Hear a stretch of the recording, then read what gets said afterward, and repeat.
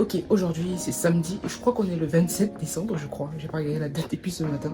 Donc nous sommes le 27 décembre aujourd'hui, samedi. On aura un week-end assez calme. Niveau trading, il n'y aura pas grand chose à faire.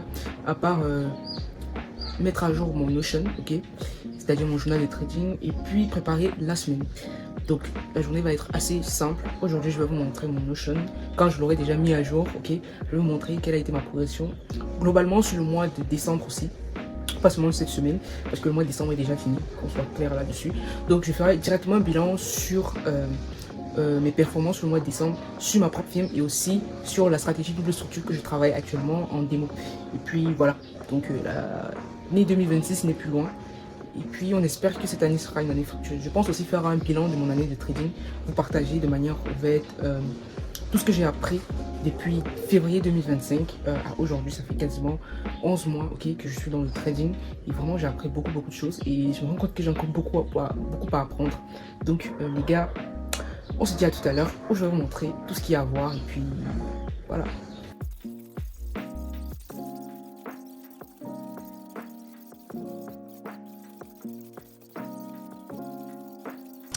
Bon, les gars, je viens de enregistrer une vidéo là tout de suite sur mon journal de trading, ok, sur Notion. Et la caméra n'a pas enregistré, les gars. Moi, je suis fatigué.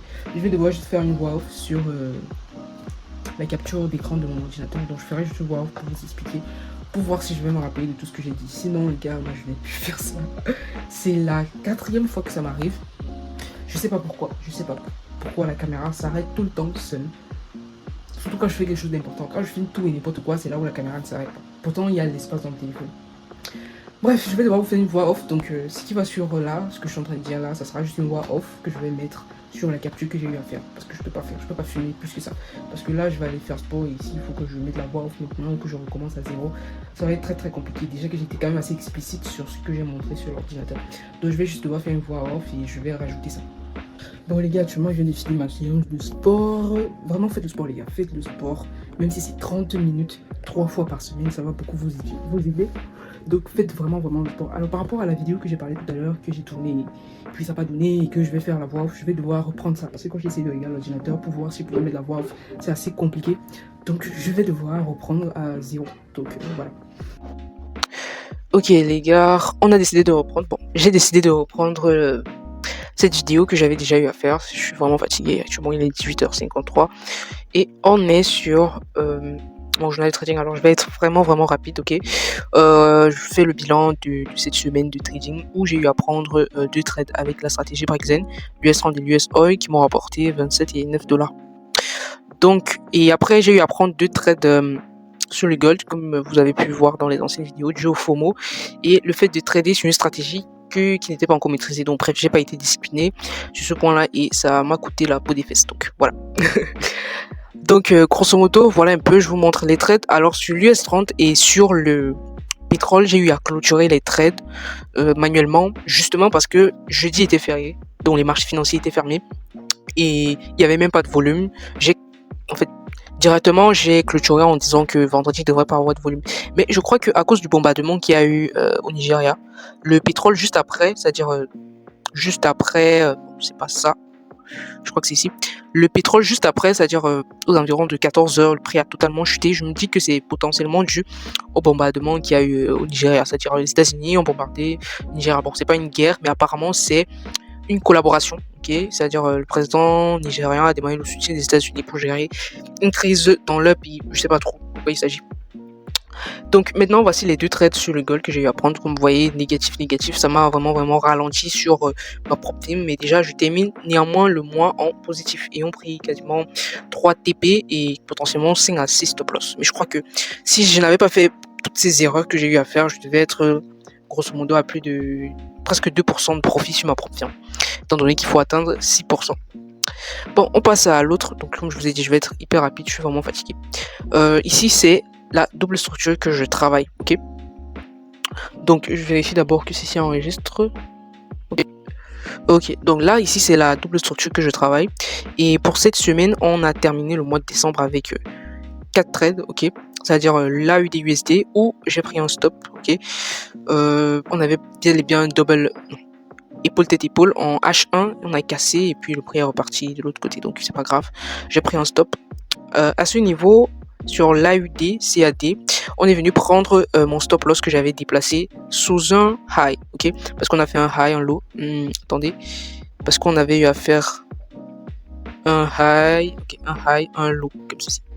C'est assez moche, mais bon. Donc c'est quelque chose qu'on a eu à faire. J'ai placé mon stop loss ici et on m'a sorti là. Donc j'ai fini avec 33 $ de gain. Pareil ici, j'avais déplacé mon stop loss sous un low ici. Par contre, on a ce low. Ok, j'ai fait presque toutes les captures en H4. Et pour terminer, donc on a le JBP AUD où j'ai remarqué qu'on avait un triangle descendant à ce niveau-ci.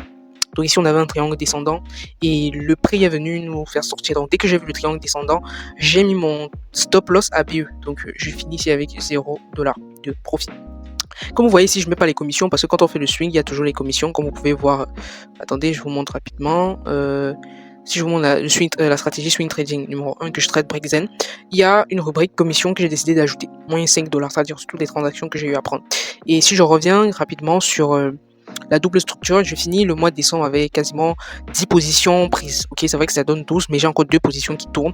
Les positions clôturées, c'est 10. Et je tiens à signaler que sur certaines positions, j'ai un peu forcé en prenant des trades de hors horaire de trading. Je les ai prises un peu hors horaire de trading parce qu'on prend toutes les positions doivent être prises entre 8h et 22h. Pourtant, il y a certaines positions que j'ai prises environ de 4h. Bref, le but pour moi avec ces stratégies, c'est de maîtriser en fait le management des trades parce que c'est la chose la plus importante, management des trades ici avec ces stratégies. Donc, on ne prend pas juste le trade et on s'assoit, on attend que la prophétie soit réalisée. Donc, actuellement, je vais vous montrer ma prophétie et puis voilà, on va terminer sur ça. Ok, là on est sur ma propre firme, ok. On m'a donné un joli prénom.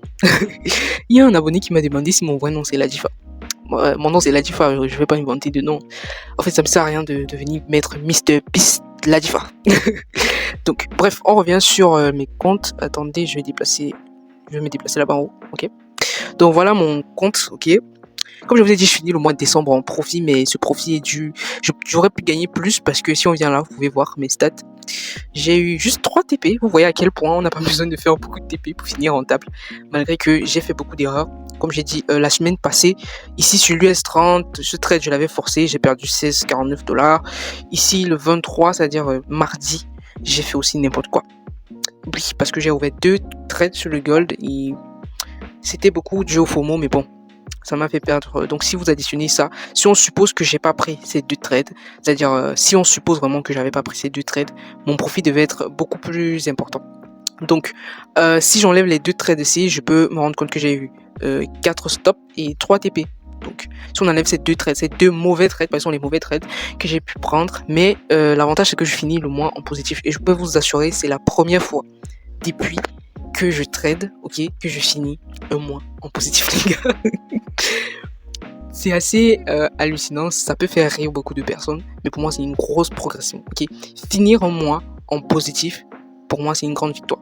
Très très grande victoire, ça prouve en fait que je suis pas loin, que je suis déjà presque arrivé, il me faut juste encore tenir bon. Donc les gars, la plupart du temps je faisais ça souvent en break-even ou en léger stop loss, mais là je finis au mois de décembre en positif. Et je tiens à signaler que je suis encore en phase de challenge, ok.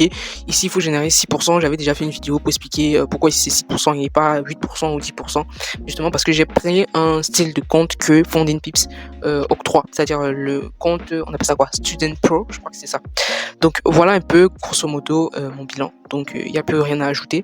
Je crois que j'ai un win rate de 46%, ok, voilà, avec un RR de 1.56 pour le moment, 1.54, mais je pense que si j'avais vraiment pas pris ces 2 mauvais trades, je pouvais avoir un meilleur win rate et un meilleur ratio risque en fait, le profit factor. Donc voilà un peu les gars, on espère que le mois de janvier qui arrive, d'ici la semaine prochaine, on va pouvoir faire beaucoup plus. Mais déjà, je suis tellement contente de cette progression que j'ai déjà en trading. C'est pas des gros montants. Et quelqu'un m'avait dit une fois que pour être rentable, c'est pas parce que non, quelqu'un m'avait dit une chose. Si tu n'es pas rentable sur un petit compte, tu seras jamais rentable sur un gros compte. C'est vrai qu'actuellement, quand vous voyez 39 $ ici, vous allez vous dire, bah, il y a des gens qui gagnent les 1000 €, les 10 000 €, les 10 000 $, les 100 000 $ en une journée. Les gars, on commence petit. Et si j'arrive déjà à être profitable sur un petit compte, ça veut dire que je pourrais potentiellement gérer un gros compte. Bon, si un petit compte t'arrive même pas à être profitable, si on te donne un gros compte, gars, c'est pour faire donner la veste aux gens. Donc, on va s'arrêter là et on se dit à demain, les gars. Bye.